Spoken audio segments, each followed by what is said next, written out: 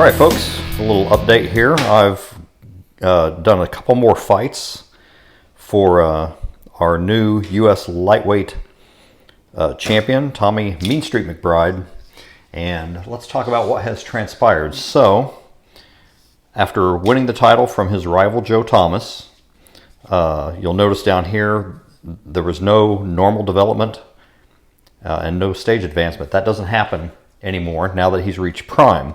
This is indicated by, as you look in the campaign guide here, the development stages lead up to prime, but there is no more stage advancement beyond prime, so you don't use that, and you're also finished with normal development. The footnote here kind of emphasizes that by saying if your fighter is under 30 years old, which mine is, he's 23 at the time of his next fight. He's 23 years old. A fighter in his prime, his ratings are only going to be impacted by the training camp chart or by taking a beating, which luckily McBride has not been subjected to that just yet.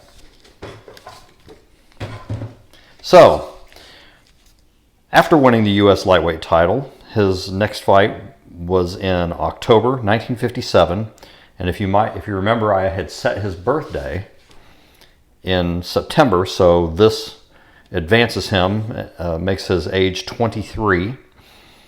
His reputation points are up to 49, having won that title, and this would be his 20th fight. He goes into it with a record of 16, 1 and 2, 13 knockouts, and as is fairly customary for a new champion, they'll often do what I call a showcase fight, or they'll take a kind of an easy fight and often dictate the terms of that fight by having it held in their hometown, for example. So I did that very thing for his first defense. I made it a showcase fight, so it's in Louisville, Kentucky, which made McBride the favorite if it happened to go to the scorecards. As it turned out, it didn't. So as you look at the opponents, let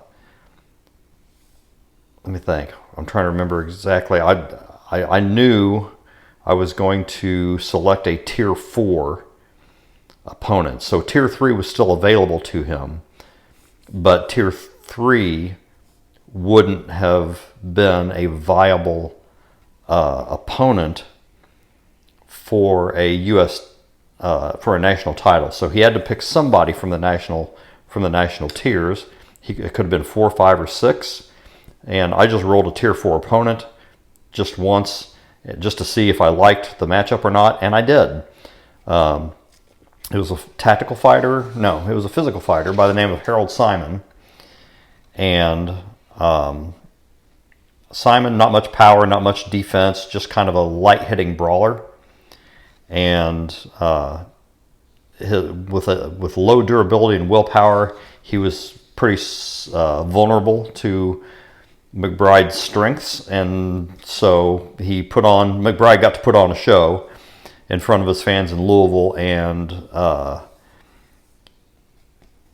let's see. So the first 2 rounds were actually pretty close. Simon brawled with him pretty well. It's debatable. They probably split those first 2 rounds. But in the 3rd round, McBride went pressure, and that was all she wrote. He dominated through that round, started off with a nice counter hook. Kind of really got things going for him. And there was a lull in the middle of the round, and then toward the end, a big combination and a big uppercut had Simon reeling against the ropes, and I rolled less than 10 on the 20-sided die. I rolled an 8, which put the stoppage at 2:48 of round 3. So the fans got to cheer him on there, and his reputation would cross the 50-point line now as a result of that win. Again, it was TKO 3, no development roles to be done. And that brings us to December. And here, going into this fight now with this U.S. title, he's now in his prime. And having crossed that 50-point mark, he's up to 54 points of reputation. That puts him, that starts to introduce continental level opponents.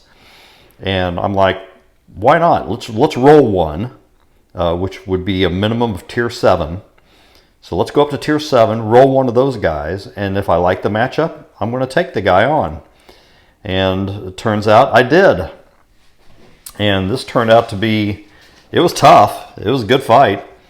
The opponent was Segura Takeo from Fukushima, and MacBride and Takeo met in Honolulu, so it's a neutral site for them, essentially. And Takeo was an up-and-coming, Japanese champion. Maybe not even a national champ, but an up-and-coming, fighter in the rankings, and good-looking prospect. 19-0, 10 knockouts. Really difficult to stop, this guy.